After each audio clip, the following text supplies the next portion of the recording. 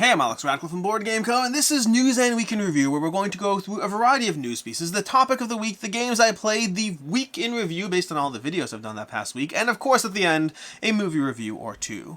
We'll have timestamps and links to everything down below, but let's go ahead and start off with the news. We don't have a ton, it's a fairly, again, end of year, things crash, no one really cares, everyone's just kind of wrapping things up, trying to spend time with their family, getting the last few board games so you can finally put together that top 100 games of all time video, or that top games of 2023 video, doing what you need, or just because you play board games. I mean, most of you just play board games. You don't actually have channels. That's my problem, not yours. Anyways, we're gonna go ahead and dive into all that. But starting off with the news, starting off with Kemet. Kemet apparently is coming in 2024 with a little K. That's clever. It's coming in 2024. This is from Matago over on their page, but it looks like we're gonna have something coming in Kemet 2024. Don't know exactly what, but I assume expansion content makes sense. They always had that opportunity for another expansion. I don't know if it means another player count, new boards, new pyramids. Don't know what the situation is. That's going to be coming in 2024. Kemet from Matago Games in some way, shape, or form.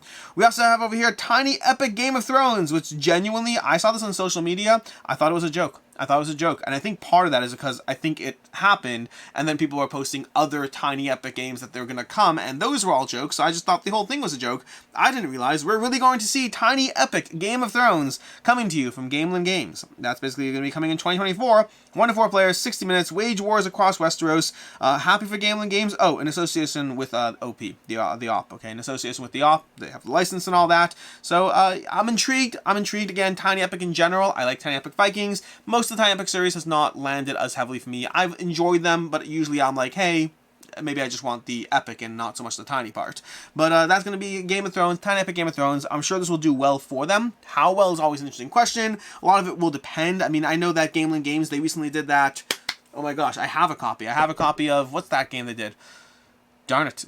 Not the Vikings. The, can I find it over here, or it's going to be behind too many games? It's going to be behind too many games.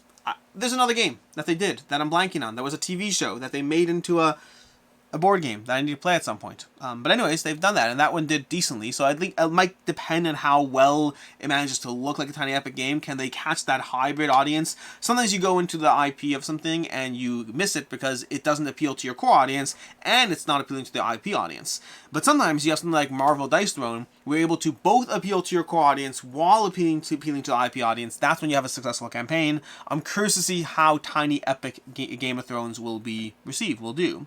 We have Epos, a Gentes game over here. I don't know much about this. It's coming to you from Spillworks. Spillworks did Epoch in collaboration with Game Brewer, and that's probably my favorite Game Brewer game so far, Gentes. It's a game I constantly debate getting rid of and refuse to actually get rid of.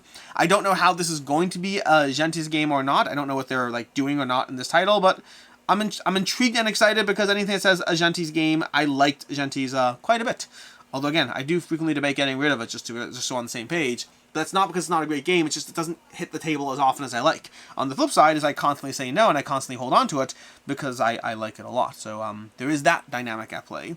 Then we have over here, we have Terminator RPG. Terminator, this basically the company behind the Terminator RPG, caught and removed AI-generated artwork. Now this is a general horror story for all creators everywhere because this isn't even about whether AI is right, wrong, any of that stuff. This is about the fact that they decided to take an AI-free approach, and they said that they spoke to their artist, the person they were commissioning with. They confirmed it's not going to be AI artwork, and then apparently a whole bunch of images submitted came back flagged as being likely AI, and the more they looked into it, the more they whatever, it does seem like it is, or was, a lot of the artwork was generated with AI, specifically Midjourney.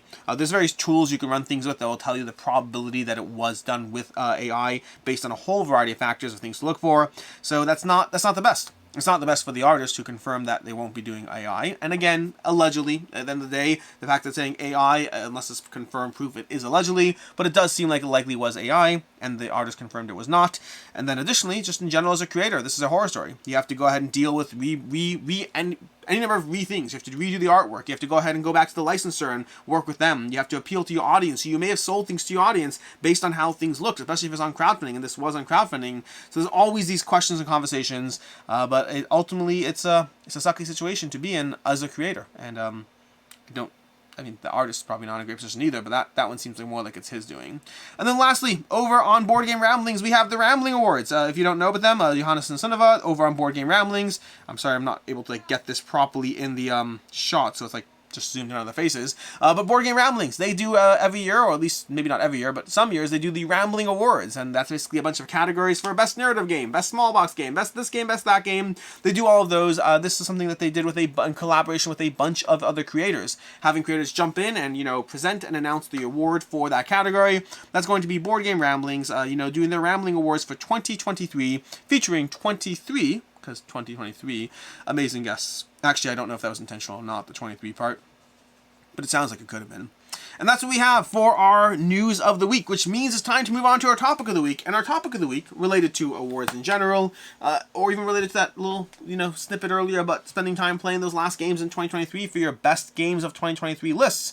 But we really need a Rotten Tomatoes aggregator for board games, like, already. Like, I've been saying this for a long time, but I've been wanting a Rotten Tomatoes type aggregator where you can go ahead and plug in audience reviews, which technically we have BGG for that, but I don't really want the 10-point scale. I want that, you know, thumbs up, thumbs down scale, and then giving you an aggregate score, like or dislike across any number of people. What is the aggregate score for a game? And then, of course, for critics as well. And I want that. I don't know who wants to, like, pick up that torch and run with it, but I just want someone to make that. I think it would be a great service. So you can go ahead and punch in and be like, hey, we have Mage Knight Ultimate Edition. Punch it in into Rotten Board Games, which is not necessarily the best name, but, you know, better than Rotten. I don't know.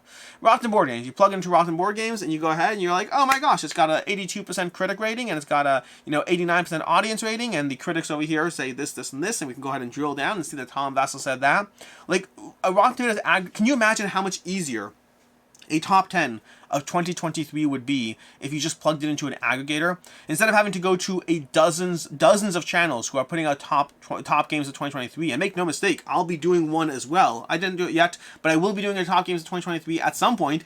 And but yeah, I mean, imagine right now, this Board Game Hangover has a top games of 2023. We have Dice Tower has like 4 of them. We have Board Game Ramblings. Johannes and Sunniva did a top games of 2023. Not their awards, that's a different thing. We have the Brothers Mirth. Tantrum House did a guys version and a girls version like they do every year. Man vs. Meeple has 4 different opinions on their show of the top games of 2023 with some degree of crossover amongst those opinions. We have a Side Game LLC, chairman of the board. We have so many different channels. Slicker Drips, there's so many different channels are doing their top games of 2023. And imagine how easy it would be, not to take away views from those channels, because, I mean, Lord knows I want you to watch my video when I put it out, but the amount of channels putting out their games. Imagine how interesting it would be to be able to see, like, just an aggregator of some sort. Like, hey, we have, you know, 27 recorded top games of 2023, and the average best score for a game is you have, I don't know, what's one of my favorite games of the year? Expeditions. Expeditions is currently, like, you know, getting this much, you know, hype and buzz, and Apiary is getting that much hype and buzz, and people really like For Northwood, although For Northwood is technically a 2022 game, but it only really showed up in 2023. I'm 99% sure about that. I could be wrong, but BGG has listed as 2022 or even 2021. Was that because there's a print and play? There's a whole different conversation. So you're going to have to get into the debates as to what counts as a 2023 game. But I just want an aggregation service. I think that would be a good thing for people to be able to just look at not just what did one person like, but what did across the spectrum of the creators who are covering these games. Because, I mean, Nucleum. Nucleum is supposed to be a great game. I haven't played Nucleum. It's not going to be on my list. If you're watching my channel, you don't really know if Nucleum is a great game according to me, if it's a game I haven't played, or if it's a game I have played and don't think it's a great game. Well, I guess if I played it and think it's top 10, you'd know that. But the other categories, if a game's not in my top games, you don't really know where are the reasons why, which would be an interesting conversation too. Could you, like, check off? Could a game be, like, ignored rankings-wise if it wasn't? That's an interesting conversation. Could the aggregator site, Rotten Board Games, of course, could there be some sort of check mark where you send out to the creators like, hey, we're doing the top games of 2023 right now, could you select all of these that you have played and just are they on the list? I don't know. Now we're starting to get too complicated. Forget that. Just a general Rotten Tomatoes, a general Rotten Board Games for all the creators, so you can get a snapshot opinion of how people feel about things as opposed to overly relying on any single opinion, for better or for worse. And the tricky part is you don't want to take away, or at least I don't want to take away from views on those creators. I benefit from those views. I just think that that kind of service is a useful service. I think it gives people a snapshot opinion. You want to go ahead and dive into what Alex said? Great, you can still do so. But if you don't care about a specific individual opinion, but you just want to know, like, it even tells you at a glance who should you even, like, what games spark your interest. And then from there, you can go ahead and dive in further and try to find out more. Oh wow, APRE seems to be loved by 17 of the 27 lists. Let's go ahead and dive into some of my favorite content creators and see what they have to say about it and why they liked it so much. I just think it's a good idea and a good service, and I think someone should grab that bull by the horns and run with it, because, I mean, I watched a bunch of the best games of 2023 lists, but I can't watch all of them. There's a lot of opinions out there. There's a lot of opinions. Speaking of which, by the way, thanks so much for being on this channel right now and watching these opinions, because it means a lot to me. I mean, there's so much board game content out there, and you can't watch everything. You can watch more than one, obviously, but you can't watch everything. It's just impossible to keep up. And so I appreciate you being here, watching this video right now when you could be playing a board game. Or maybe you are playing a board game. Maybe you're playing a board game right now. I don't know. That's going to be our topic of the week. And with that, let's go ahead and dive into the week in review, starting off with the games I played. The games I played starting off with Roll for Great Old Ones. I don't think I'm going to have a review for Roll for Great Old Ones, but I also don't think I particularly loved Roll for Great Old Ones. It's a roll and write game set in Cthulhu universe. I was excited to get that one. I backed it, showed up, and I thought it was okay. It's not a bad game, but it's not a great game either. And it's kind of ruined by the fact that there's tiny little boxes and large markers that don't write great. And so ultimately I've left with a user interface experience that limited my ability to enjoy the game, combined with a game that I think is fine, but not necessarily amazing to begin with. And so I was disappointed by Roll for Great Old Ones, and I only giving it the one play, almost certainly, which is part of why you're not getting a review of this one. But you are getting my brief thoughts, and I'm sure you'll get more thoughts similarly when I do the Games Leaving the Collection video. It's not bad. I was excited for that one. It was from Hodari Spiel, I believe. I was excited for it. I just thought, yeah, the boxes were too small. The boxes on the game were way too small, because I'd give it a second play if the usability was better. But I don't think I want to, because the usability wasn't great, and the game didn't inspire me enough to power through bad usability. Then there's also going to be Sagrada Artisans, which I'm continuing to play through and enjoy. Sagrada Artisans is it's a legacy game, but I've gone through that one, and it's fun to continue going through it. I find that the way Sagrada Artisans structures the windows in comparison with standard Sagrada just makes every single game a more interesting decision space, because you're taking things you already know about how Sagrada operates, but you're doing so with more interesting decisions as far as how to actually apply them, as opposed to the standard, 4x6 numbered dice grid that you have in a regular standard game of Sagrada. So I just think Sagrada Artisans, and then combined with the extra windows you have, those the extra windows, I think they're just called window patterns, but I think that just adds a lot of replayability to a game system that is good, and the legacy elements always make things better. But even without the legacy elements, just the nature of the stained glass window pattern, I think, just provide a much better gaming experience than typical Sagrada does. And then we have Isla and Something Shiny, which I'll have a review on this one at some point, but I'm in the middle of going through that one. I'm 3 games into it. I think Isla is charming. I think it's very charming. I don't think I have an incentive to play it again once I'm done. It depends on my kids, depending if they want to keep it around and whatnot, and how they want to go through that. But ultimately, I think Isla and Something Shiny is a charming choose-your-own-adventure game that doesn't seem that punishing, but has, it can be hard at times, but I don't, there's lots of tolerance for error. There's lots and lots of tolerance for making bad choices, but it's just an interesting decision tree as far as how you gather cards, place them into the future, and then that becomes your next day, and you're going on these patterns. It really feels like you're going on these patterns. You go to work, you do this, but today at work you saw them, and then the next day at work you saw them, and then you wandered over there and you talked to them, and because you talked to them, you open up that new narrative tree. It's a very interestingly done game. I think it's a little too light for it to be a game that I would want to play again myself. Again, I'm not saying I wouldn't on behalf of my kids. For me, I don't think I'd play it again, but I do want to finish it. I'll say that much. I do want to finish Isla and Something Shiny, so we'll have a full review coverage on it when I actually do finish it. But until now, that's your starting point. And so, I guess I'll give you brief thoughts on Sail too. Sail is that's another one that I'll be reviewing. Sail is, recently I've been reviewing a bunch of all-play games, and so far, or reviewing and or just playing them, and really enjoying a lot of them. And Sail, unfortunately, is letting me down. I plan on diving into it more. That's a 2-player trick-taking game. Totally thought I'd enjoy it. A cooperative trick-taking 2-player. I really thought I'd enjoy the puzzle of it.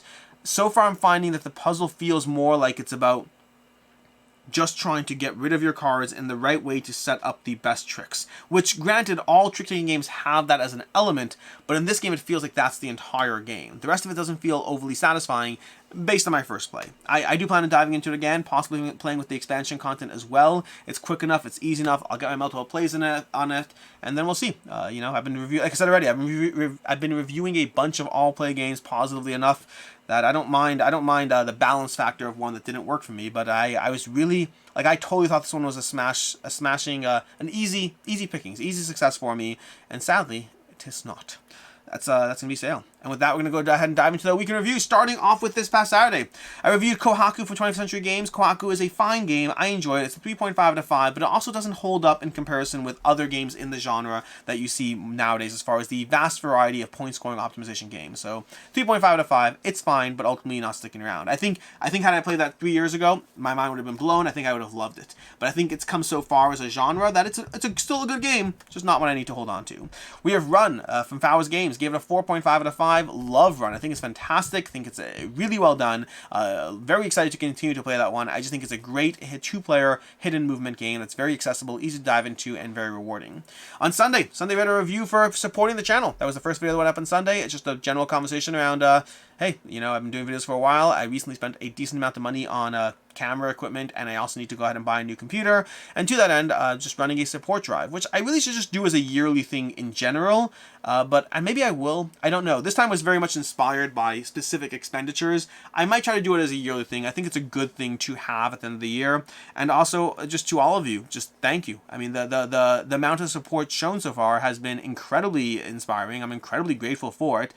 Many of you have jumped over to Ko-Fi. I'm doing Ko-Fi and I'm doing Patreon, but I'm primarily pushing Ko-Fi because as the creator, I have the lowest percentage take home from, meaning the best percentage. So your dollar goes the furthest over on Ko-Fi, but in general, it's been an incredibly beneficial support drive so far. Usually I run these things like all together, between the new computer I'm getting and between my various camera equipment I got, I'm somewhere in the range of around $5,000, maybe a little less, a little more.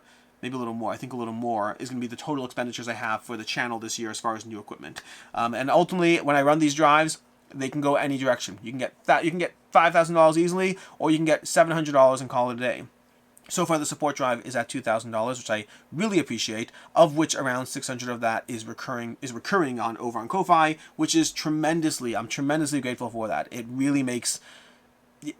Yeah, it's always investing your own dollars in a job that doesn't pay, frankly, a ton, but it's still like, yeah, I'm grateful. I'm grateful for all of you for making, for anyone who's given or helped or commented or engaged, any of you. It is tremendously helpful and appreciated. So just thank you.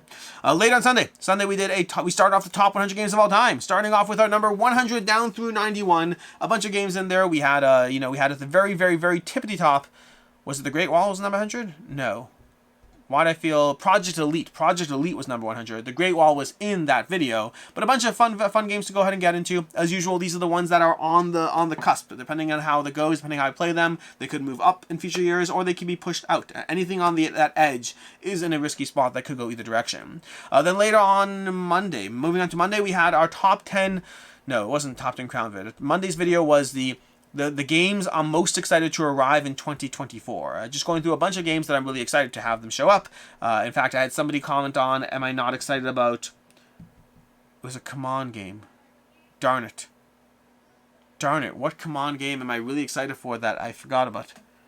Someone commented saying, aren't you excited about this game? And I was like, of course I am, I just forgot about it. I feel like it was a CMON game. It wasn't... Oh my gosh. It wasn't Mordred.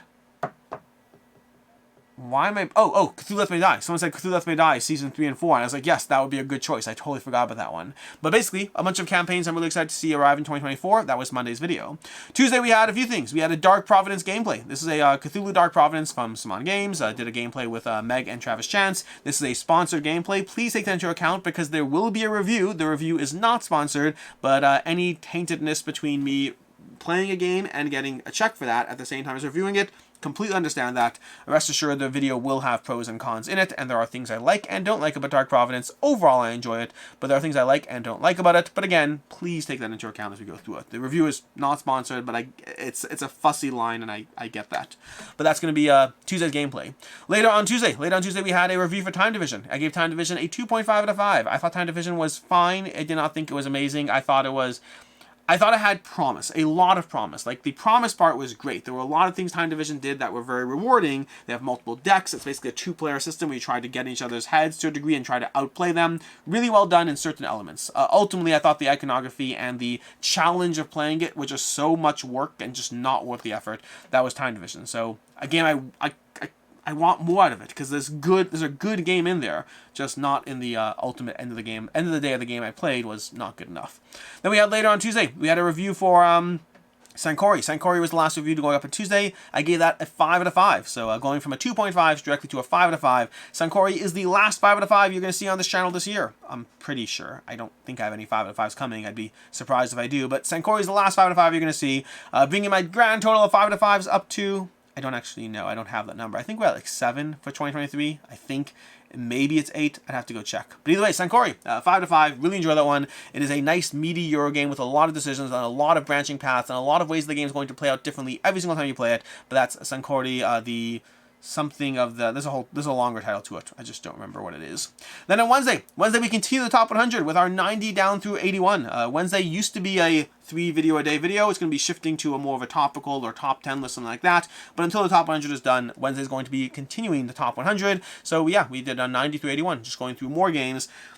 I don't even remember what was in there. I don't remember. Monikers might have been in there. I don't know. I don't remember what's in the 90 to 81, but there were a bunch of good games. I know that. Then on Thursday we had a few things. We had a few things going up Thursday. We had Lands of Galzyr getting a review. That was a 3.5 out of 5. Lands of Galzyr did a lot of things that I really enjoyed, but it didn't give you a sense of progression. In fact, I kind of consider it similar to Isla, which I mentioned earlier, in the sense that they both have that sense of adventure and the sense of journey, and they both are light on the decision space while giving you decisions, but Lands of Galzyr kind of wraps it up in a little bundle of like, here's a little session, and here's a score, I guess, and no sense of progress. Versus Isla's like, hey, just play 6 games, tutorial plus 5 days, and just then you're done. Then you had fun. If Lands of Galzyr had done that, if Lands of Galzyr had given me like a 6-day progression within their world, I think I would play it and possibly play it again. In fact, that's really what they should have done. They should have given you that progression. Like, here's a 6-game arc. Play the 6-game arc, and then you're playing in this living, breathing world, so you can do it again as many times as you want, because they gave you an incredibly good world to explore, but they ultimately, for me, they didn't give me enough reasons to explore it, if that makes sense. So yeah, Lands of Galzyr, a 3.5 out of 5. Lots of things about that game are great, but kind of didn't fully hit the landing for me. Later on Thursday, we had a live show, general live Q&A. This is a recap of 2022's top 100. I never really did a kind of analysis or breakdown of 2022. I did one for 2021, but not for 2022. I will do one for 2023, but that was basically Thursday's live show. Then lastly on Thursday, we had a Kingdom Rush unboxing for Elemental Uprising. I've been waiting for this game for 2 years, or 18 months, or some long amount of time I've been waiting for this one. That's Kingdom Rush Elemental Uprising. Did an unboxing and slight repacking of the game in that video as well. Then Friday was continuing the top 100, 80 through 71. Again, I don't remember which games were in that particular segment, so I'm going to go ahead and move on and just let you watch that one yourself. Which brings us to today. Today we're going to have a few things. We have a review going up for My City Roll and Build, going up later today on the channel. We also have a review for Stardew Valley, an older title, but a review nonetheless. That review's been sitting there for a bit. It's just finally going up now. Sorry, just breathed in and had water hit my throat. But yeah, Stardew Valley going up later today as a video. Then next week we're going to have a few things. We're going to have continuing the top 100 as usual. We also should have some sort of, hopefully we should have an upcoming crowdfunding campaigns for January, or some other board game adjacent, crowdfunding adjacent video. If not that, those will be going up next week. And then lastly, of course, we have the games on the table. The games on the table, we have a few things. We have Mage Knight Ultimate Edition, which I know it's in shrink. I have Mage Knight. I've played Mage Knight. I just have the regular box version. I have the Ultimate Edition now, and I hope to be unboxing this and possibly going through this tonight. I'm not filming an unboxing, but I hope to play this tonight. I'll see how that goes. I'll let you know. We'll see what happens. And then over here we have Clickport, Speedport, and Chip Theory Kids. A bunch of games over here. Clickport and Speedport coming from Ludo Ninja. They are games that look interesting. I can't tell if I'll love them or hate them, but they might be too light for me, or they might be charmingly puzzly. I don't really know, but I'm intrigued with them. They're basically taking little, what's it called? Like, those, not USB cables. What do you call them again? I'm blanking on the term. The connection cables, the things you plug in to get internet. I can't remember the name of them, which is embarrassing, frankly. But anyways, you have fiber? Not fiber. Oh my gosh, why? I'm blanking. I'm blanking what they're called. But you have those cables. Cat5, is this called Cat5? Or is that the type of cable? Anyways, Ethernet cables, is that what it's called? I feel so embarrassed. Anyways, you have these Ethernet cables of Cat5 type, maybe, being plugged into various computers over here, but that's a game. And Speedport and Speedport and Clickport are the same concept, different games. Then we have 4 little kids games from Chip Theory Games. This does not look like a typical Chip Theory Games box, but I will say it weighs as much as a typical Chip Theory Games box. This is like, there's heft to this one. But it's going to be 4 kids games. We have Pixel Party, we have Sudoku Forest, we have Neighborhood Hide and Seek, and we have Tanagram Adventures. All these looking, utilizing their magnetized systems, and they even have in here, they do have a promo pack for actual, like, heavier Chip Theory games being nestled into those little boxes. So if you're looking for a Chip Theory game collection for kids, this looks more puzzly than gamey from what I've seen of this. I saw this at PAX Unplugged. It seems more like a set of puzzles than an actual game. There is a interesting conversation about the nature of when is a puzzle a game and vice versa, but I hope to dive into that with the kiddos and see how that goes. And that is basically your week in review. Until next time, I'm Alex Radical from Board Game Co. Thank you so much for joining us, and as always, I hope you have a good one. And movie reviews. Movie reviews time. So basically, we got 2 movie reviews to go over. We got 13 going on 30.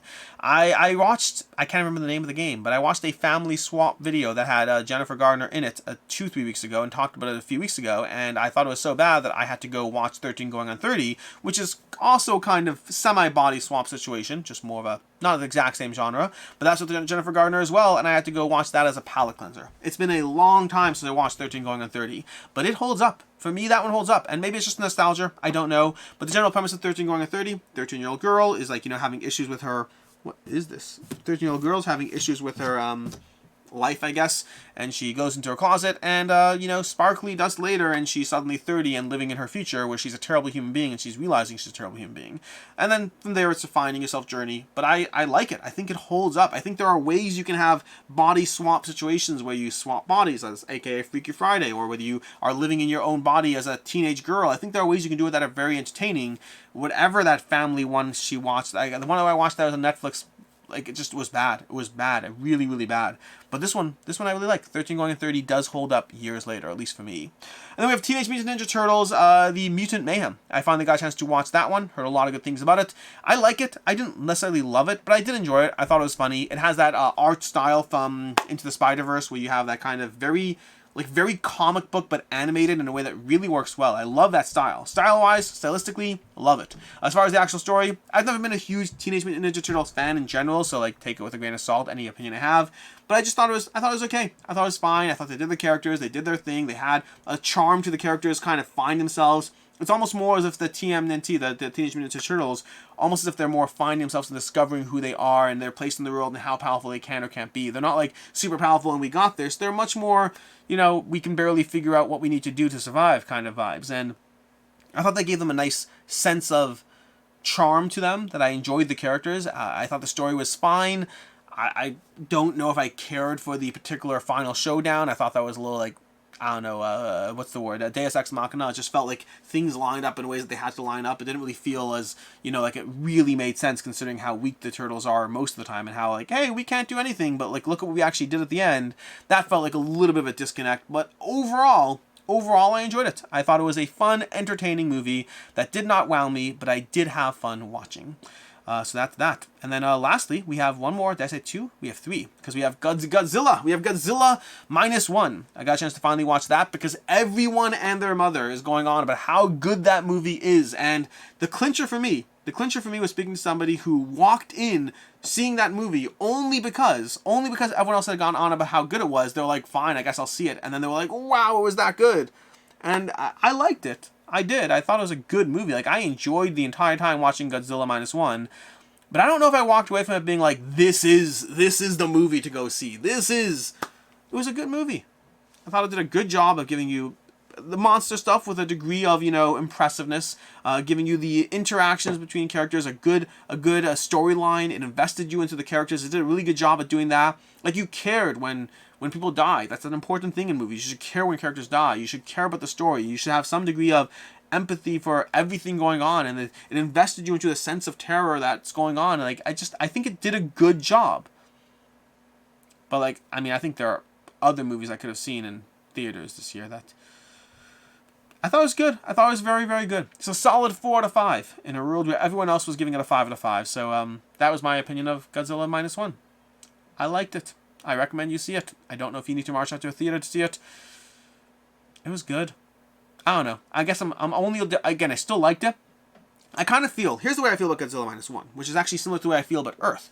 I genuinely like Earth. But, like, I remember Earth was a review that I filmed it. I refilmed it after. And even then, I still wasn't happy with the result. And the reason was because I feel that my opinion of Earth is like, I like this game, it's good, but I seem disappointed and excited at the same time. And because both are true. Sometimes you can like a game, but you don't necessarily like it as much as everyone else. Dwellings of Eldervale, I had the same issue with Dwellings of Eldervale. I think Dwellings of Eldervale is a good game. I like it. I enjoy it. I've had fun with it. I've played it a bunch of times. I'll happily play it with you. Everyone loves it, and I'm just like, it's good. It's good. I like it. It's good. It's good.